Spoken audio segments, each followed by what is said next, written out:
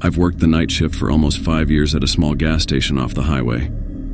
Sometimes a driver or road tripper will pull over to refuel, but other than that, it's generally quiet and peaceful. The shift goes on for a long time, but the silence and being alone can be strangely reassuring until it isn't. This story took place in November of last year. Now that it was cooler at night, traffic slowed down. It seemed like the time went by so slowly that night.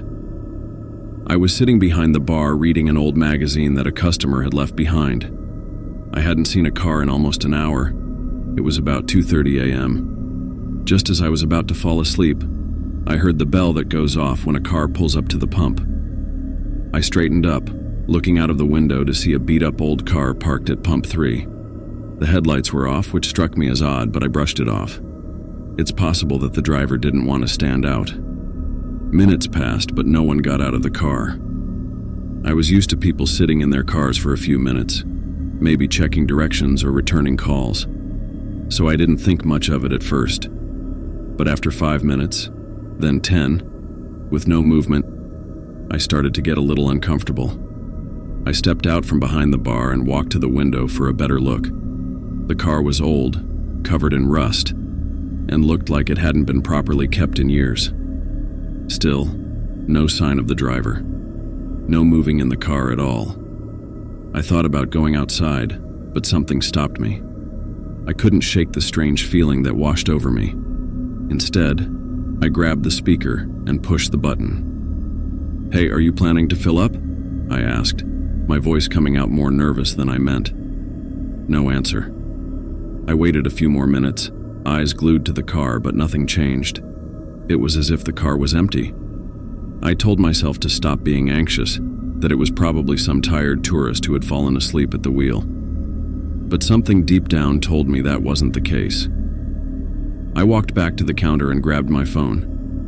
Just as I was about to call my boss to ask for help, the car's passenger door slowly creaked open.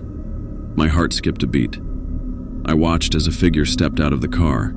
He was tall, strangely thin, and wearing a zipped jacket that looked too big for his body. The hood was pulled low over his face, making it hard to see his features. I waited for him to approach the door or the pump, but he just stood there, perfectly still, his back to me. Something about his stance was all wrong. It felt like he was waiting, but for what? I didn't know. The uncomfortable feeling increased, and I decided I didn't want to be alone in that station any longer. I called my boss, trying to keep my voice calm as I described the situation. My boss, half asleep, told me it was probably nothing, and that I should just stay inside and wait it out. As I prepared to argue, I saw activity in my periphery vision. The man had turned around, and he was looking straight at me through the glass. His face, what little I could see of it, was thin. His skin stretched tight over his cheekbones. But his eyes were wide, strangely so, as if he weren't human. My breath caught in my throat. He took a step closer to the station, then another. My phone slipped from my hand as I froze. I wanted to run, to hide, but I couldn't move. I was trapped in his gaze. Then, without warning, he turned sharply, got back into the car, and drove away. No headlights, no engine sound, just gone. I stood there, shaking, trying to understand what had just happened. When I finally got the courage to check the security cams the next morning, I felt a chill crawl down my spine. The footage showed the car pulling up. It showed the door opening and the man stepping out. But when he turned to look at me, his face was just blackness, a black void. No features, no eyes, just a shadow where his face should have been. I haven't worked a night shift in a while.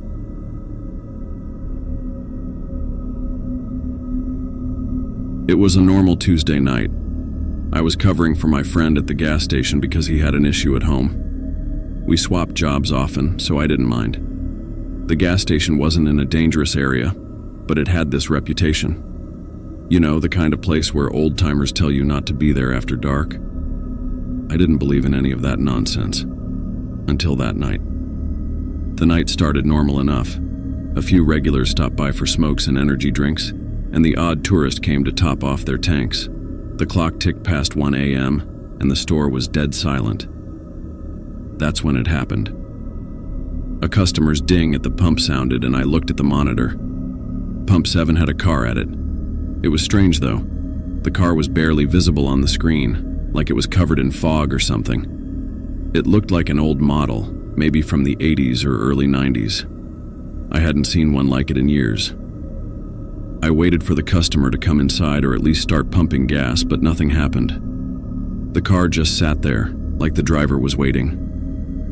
After a minute or two, I decided to step outside to see if they needed help. The night air was cold, much colder than I expected. As I walked closer to the car, I realized something was off. The air felt thick, like it was pushing against me. I could now see the driver, a woman, sitting behind the wheel. She stared straight ahead, her face expressionless, her hands holding the driving wheel tightly. I knocked on the window. "Ma'am, everything okay?" She didn't respond, didn't even blink. I leaned in closer, and that's when I noticed the car's engine wasn't running. In fact, the car looked like it hadn't been driven in years. The paint was chipped, and rust covered the sides. But what really freaked me out was the woman herself. Her skin was pale, almost transparent, and her eyes were wide open, unblinking.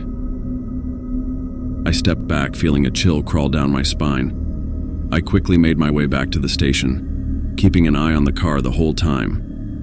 I half expected it to disappear the second I turned my back, but it didn't. It stayed there, motionless. I went inside, grabbed my phone, and called the local cops. I didn't know what else to do. Something wasn't right, and I wasn't about to go back out there. While I waited for the cops, I kept an eye on the security cameras. The car was still there, but the woman, she was gone. The driver's seat was empty. My heart raced. I scanned the lot, expecting to see her walking around or approaching the station, but the place was totally empty. The cops arrived about 15 minutes later. I described what had happened, and they checked the lot. Pump 7 was empty. No car, no woman, nothing. It was like she had disappeared into thin air. They questioned me for a while, probably thinking I dreamed the whole thing. But I know what I saw. I'm not crazy. Later that week, I did some investigating. I found out that years ago, a woman had been killed in a hit and run at that very gas station. She was filling up at Pump 7 when a fast car lost control and slammed into her. The driver was never caught. Ever since then, people have reported seeing her car pull up to the pump, only for it to leave moments later. I had always thought it was just an urban tale, something the locals made up to scare newbies. But after that night, I'm not so sure. Gas stations seem so ordinary, so normal. But when you're out there alone in the dead of night, things can feel different, surreal even. Sometimes it's like the darkness hides more than just the nothingness of the road. Sometimes it hides things that shouldn't be there at all.